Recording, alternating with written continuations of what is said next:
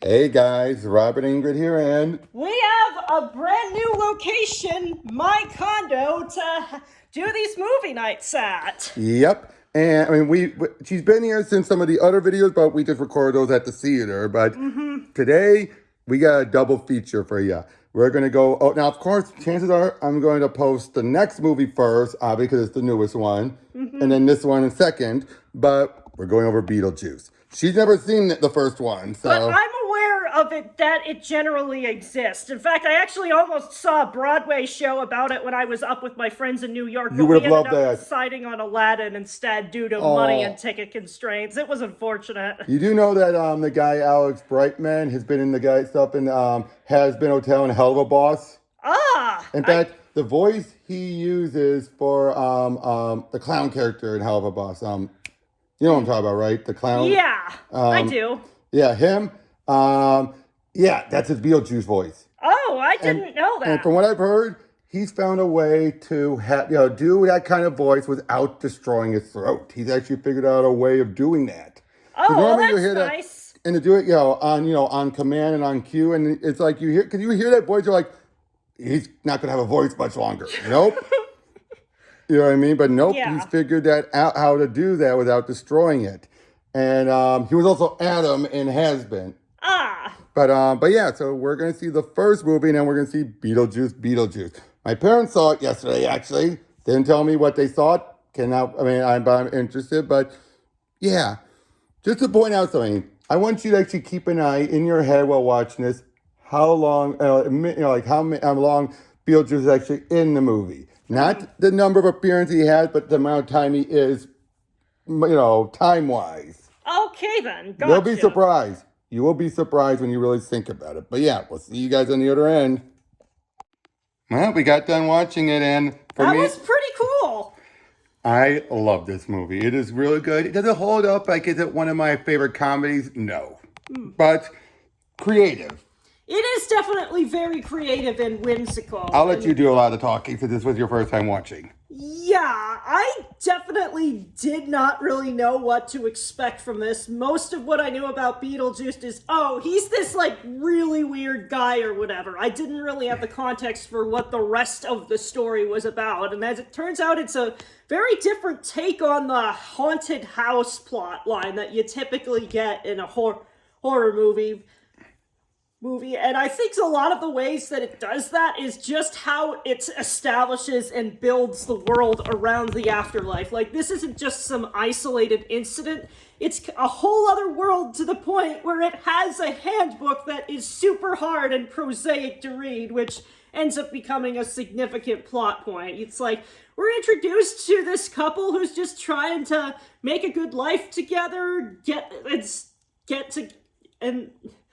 settled in their house or whatever, and then they just have a tragic accident, and now they're kind of having to cope with figuring out that they're dead, and then having a whole new family move into the property.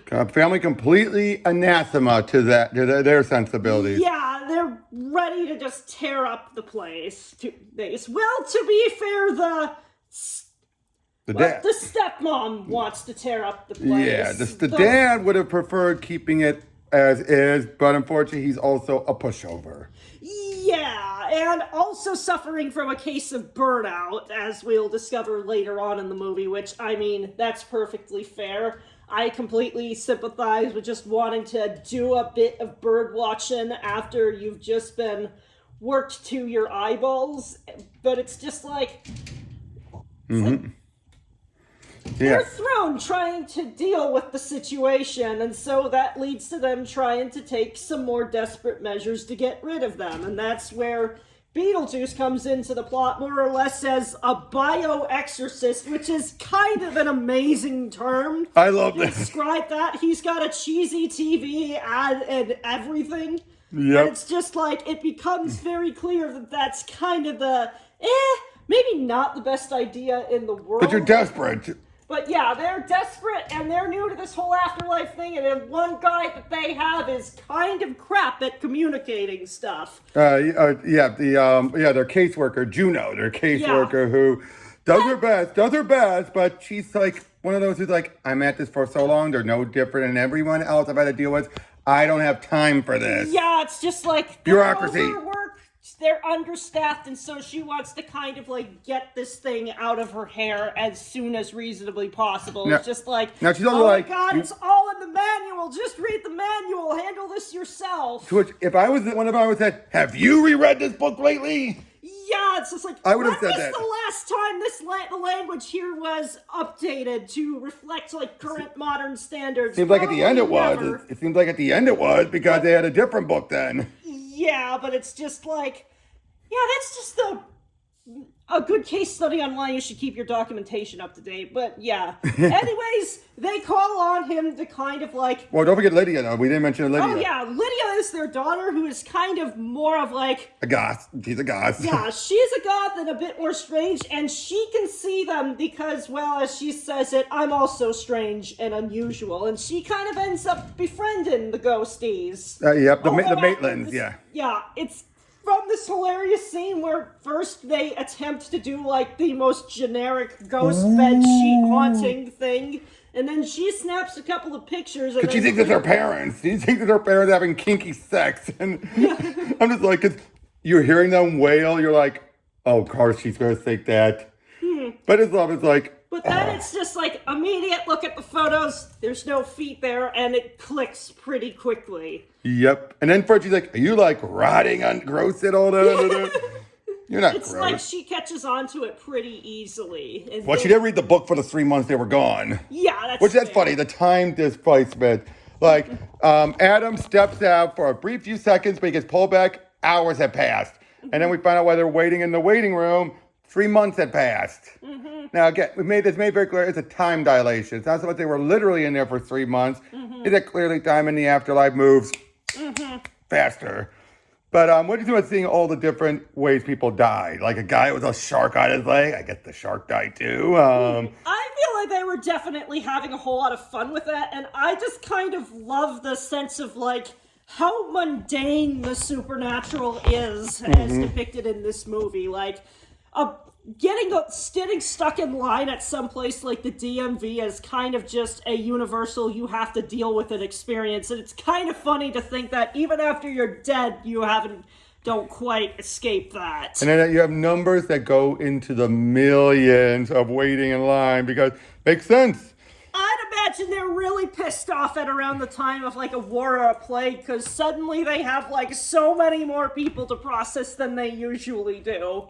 Yep, and now this is clearly just Earth's afterlife, thankfully. I bet you they're thankful for that, right? Yeah. But yeah, you see a guy with a big bone. Now, clearly, I think some of this stuff was more done for exaggeration. Like a guy with a big bone in his throat. Like, there's no way a bone could get stuck that, much. But yeah, probably just choked on like something smaller. But or a woman got sawed in half in a magic act for real. Whoopsie. Or a bunch of a football team that Juno has to deal with. They're like, coach, like, I'm not your coach.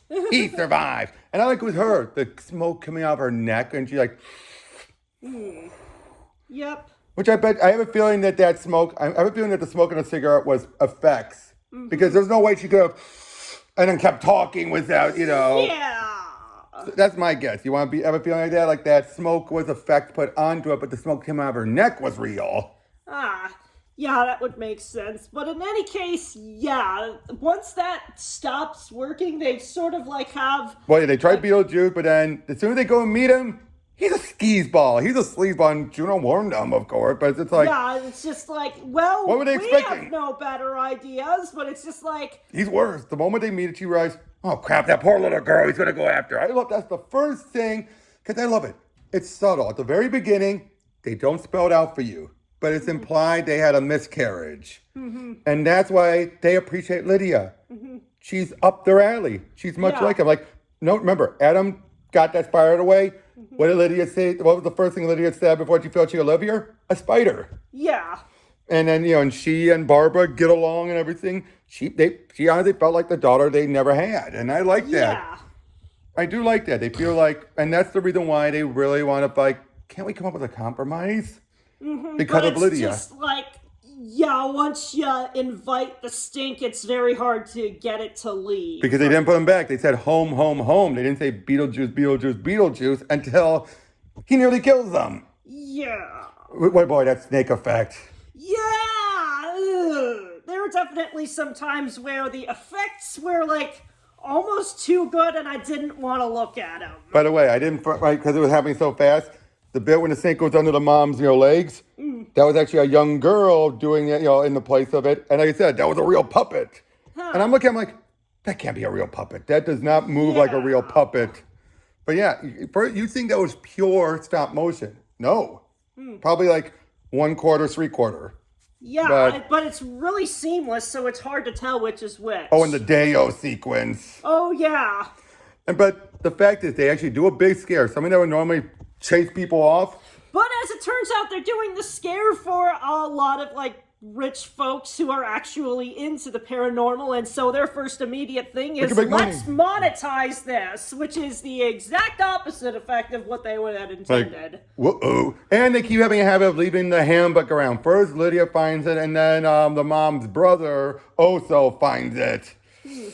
And Ozo, what a character, right? Yeah. What do you think about him? He feels like that rich guy who just keeps dabbling in everything. Because Ozo, he kept saying, like, oh, I've done this, I've done that. Yeah, it's just like, it's very much believable given how basically every single, like, you get stories against a lot of rich people kind of dabbling into the occult to spice up their lives a bit or to, like, feel more superior to people, and that's why you kind of have conspiracy theories around that kind of stuff, like, knocking around, like, to the present day and whatever have you, and that's just feels like it's playing off that in kind of a realistic way, where they kind of treat this, like, it's almost another angle on the treating the supernatural as relatively mundane. They just see it as another amusement to them. Yep, but the fact that it turns out, like, apparently he knew just enough that which is like, oh my God, he's actually effective. He doesn't know what he's doing. He doesn't know what he's... Just enough knowledge to be dangerous. Exactly, but he's then like, I don't know how to reverse it. Yeah. But yeah, basically they put Beetlejuice back, and then Lydia is devastated. She feels like, they betrayed me. They nearly killed my dad, the one person I like. If it was the mom, she wouldn't have cared. The stepmom. Yeah. But her dad? Yeah, that's kind of a... And then she's ready to commit suicide. She's ready to commit suicide. Which is sort of like, there's a whole nother layer to that since we've been interacting with this afterlife just the entire time. And we know that she knows about ghosts, so it's just like... Oh, that'll be fun. It's far more of a premeditated decision, and you can see why she's thinking now that. she knows there's an even afterlife. as you want to go, no, this is not the solution you think it is, regardless. But it's like, what do you think will happen? And I think that's why Juno didn't want people to find out about the afterlife. You have more people trying to get in. Yeah, which would increase her workload and make it more of a pain in the ass. Because, I hate to say it, that would happen. The main reason why you have so many people fearing death is because we don't know what's going to happen. But it's just like, people, if they knew for sure, they would be a whole lot more flippant about it, which is just like... It's sad, but true. But then, I still say this. I really like that moment when Beetlejuice saying, I want to get out. And she's like, I want to get in. He says, why? That's that pause. That tells you that even he's like, whoa, okay, girl? Did you kind of get that feeling from that? Him just that simple word. A lot of people got read into that simple why. And it's the fact it's that pause why. He's like, why? It's just like, oh, okay. A bit of humanizing for Beetlejuice, a little. Like, show that even he's not pure evil. He's like, because if he was, he would be like, oh yeah, sure, come on in. But he's more like, whoa, you okay, girl? It's sort of the case of, he's kind of like living it up in a situation that's just rough all around. Yeah, but he's like, you don't want this, kid. Even he's like, you don't want this. But he wants to use it to his advantage, so he's not going to talk her out of it either. But yeah, it's just like, well, if you're going to play stupid games and win stupid prizes, not my problem. Yeah, but that brief moment, that does speak volumes, doesn't it? Because I miss writing like that, where brief little moments. Like, again, it's just, audiences just don't have the reading literacy that they used to with this kind of stuff, so they feel compelled to spell it all out, or people are going to complain on the internet about how they couldn't understand the plot. It's like The Miscarriage. It was just 2 lines. And with the one with the family, oh, I'm sorry. And then later, maybe during vacation we could try for another. Yeah. I'm like, 2 brief lines, and it'll go right over your head. But if you actually go back and catch it, you're like, that's why they love Lydia so much. Yeah. But yeah, then that one bit where Juno's telling them, you get rid of them. Get them out. Do what you can. Whoa, actually put on scary faces. They grossed you out. Yeah, they definitely did. Like the stretched out nose and the crocodile mouth. But as soon as they get there and they see Lydia's about ready to summon Beetlejuice. I always love it. She's like, that whole Beetlejuice? Your name's Beetlejuice. It's like that default 2 you're going to automatically say. Would you agree? That's almost how it is. Especially if you're doing a guessing game. You're going to be like, Beetlejuice? You get it right. That was the first answer. Then you ask them to clarify. Yeah. If you know that, it's always that way if you're going to see someone's name. That's why it has to be 3 times. Because if you're doing a guessing game, you're always going to get automatically the 2. But that third one. But yeah, anyway. But they stop them. And then we find out that but then right as that happens, and they finally we're gonna let you stay in our house. We're not gonna scare you off. And they're doing it all for Lydia. I do appreciate that. Yeah. They're like, for your own sake, girl, talk your parents through it. They're not going to. And then Oso decides to summon them because he's been reading the handbook, clearly not as long as Lydia did. And he's trying to use his own exorcism, supernatural studies into it. So he summons them and nearly kills them. Oh boy. Because as soon as they're brought into their wedding outfits, they're aging. Yeah. And I like how there's no explanation of what's going on, but you don't need it. Because even he doesn't know what he's doing. He's like, I'm sorry, I know. And then, so what does Lydia do? Runs to Beetlejuice. He's the only one. And then, yeah, the whole and he says, you want me out? You got to marry me. That's the deal. And what do you think about that climax? That... Crazy? Yeah, definitely. Sorry about that. Ran out of space. We're talking about the climax. But that's where, you know about the cartoon, right? It's clear a lot was taken from that ending scene. The outfit, it's showtime. Everything was taken from that. Yeah. But yeah, I gotta say, I do like, it's subtle when you realize the moment that Beetlejuice disconnected them, they were starting to age back to normal. I do like that. And then them trying to stop him and everything from marrying Lydia. And again, it's all for getting a green card, basically. You realize that, right? It's basically the equivalent. Like he said, I'm an illegal alien. Gotta get married. Hey, I didn't write the rules. Come to think of it, I don't have any rules. Things like that. And then, I mean, it's a unorthodox climax, wouldn't you say? Because Beetlejuice has not been, he's not the main villain until that ending, wouldn't you say? It's like... Yeah, it's more just they're trying to navigate a complicated scenario, and it's not easy all around. But he is the bad guy, obviously. But it's like, he's more the antagonist until the very end when he's the main villain. Which is interesting. You don't get that very often, do you? Where the guy's clearly not the main villain until he's finally getting what he wants. Yeah. But yeah, then they win, and at the end, the families reach a compromise. Yeah, which is just very unorthodox for a story like this, because usually it's kind of the ghosts get kicked out and they kind of go on with the rest of their lives, but it's clear that the compromise they've reached is working out pretty well with them. From my guesses, it looks like the downstairs goes back to the way it was. Let Delia have the upstairs, except for Charles's room. Not the attic is also off limits. And they'll help, Lydia with her homework. And apparently, the possession stuff, why did it have to be used for scaring? It can be used for partying. Yeah. Which is what they use to help Lydia celebrate getting an A on her math test. I was all like, I don't know, you got C on the science. Oh, come on, Adam, you never got an A in science. Again, Alec Baldwin and Geena Davis were such a loving couple here, weren't they? You read this whole they were so in love. Indeed. But it's like, They're not in that newlywed phase either, though. You could tell. It's like they're seasoned by life a bit. They've gone through a couple of things together at this point. But they are still. They haven't lost that newlywed love. Mm-hmm. But yeah. So at the end, Beetlejuice is back in the afterlife. And then he gets his comeuppance trying to swap his numbers with a witch doctor. Cause yeah, he has like they're back down to it's that whole they reset. Yeah, and his is like 9 million something when the current counter's on like 3. And the witch doctor 4. But of course, what does the witch doctor do? Shrinks his head. Yeah. But to mention, Oso is the only one who didn't get a good comeuppance after what he pulled. He just gets his outfit stripped down to white, and then he just runs off. Like, maybe something to look forward to in the coming movie, hopefully. The actor's no longer with us. And the only people who are returning, I can tell you, are Beetlejuice, Lydia, and the mom. Ah, okay. Most of the other actors are either no longer with us or complete another. You don't want them anywhere near the production anymore. Ah, that's unfortunate. Yep. We'll see what they do with it, though. Oh, yeah. They have a lot of good based on the world building to do it from. Definitely. I should tell you this, though. I do know one thing. The finger with the ring, when he said she meant nothing to me, that's going to be a big part.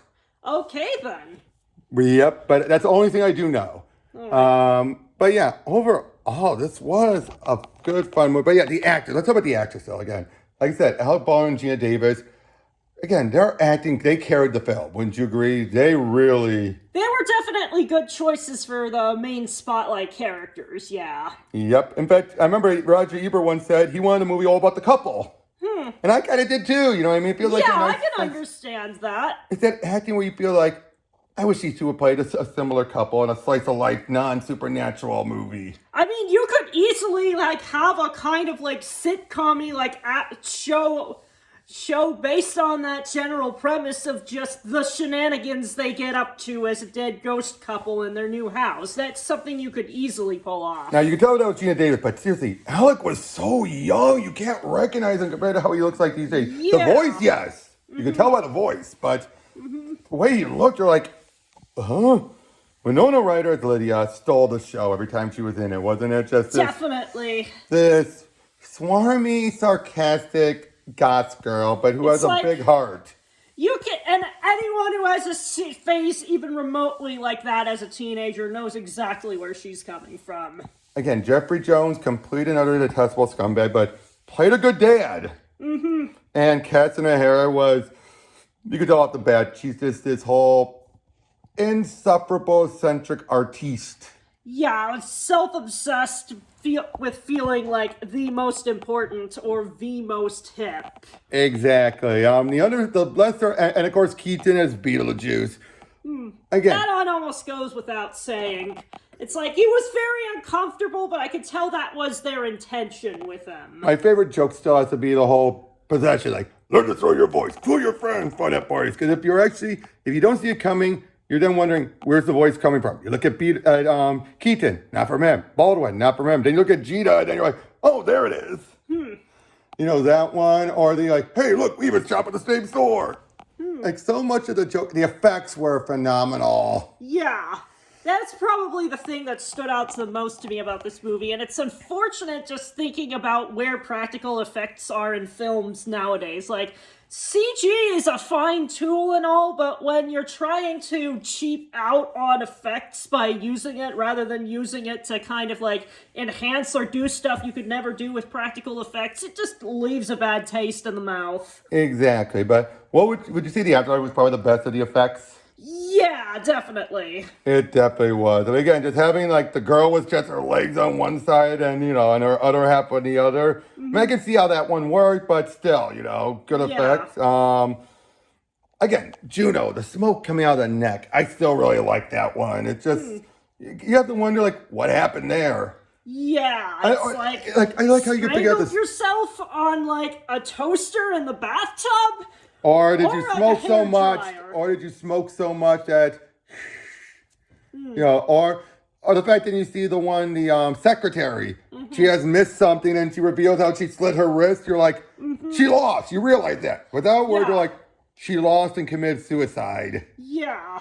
Now, obviously, the Maitlands are the only ones that don't follow that suit of, because they fell in the water. Mm-hmm. But I can see why they didn't do it. That would have been so annoying to keep them wet. Yeah, definitely. It's just that wouldn't have worked. That would not have worked. Definitely one of those cases of suspension of disbelief. For production value's sake. Because nowadays, though, I wouldn't mind them doing the CGI, the water. Yeah, because that would be a good place to use CGI. Spray their water to keep it wet. It's just yeah, they kind of would be able to look wet without having the hassle of being wet 8 hours a day. That would be the hell. They'd be sick too often. They would get sick way too often. The set would be getting soggy every time. That would be just too...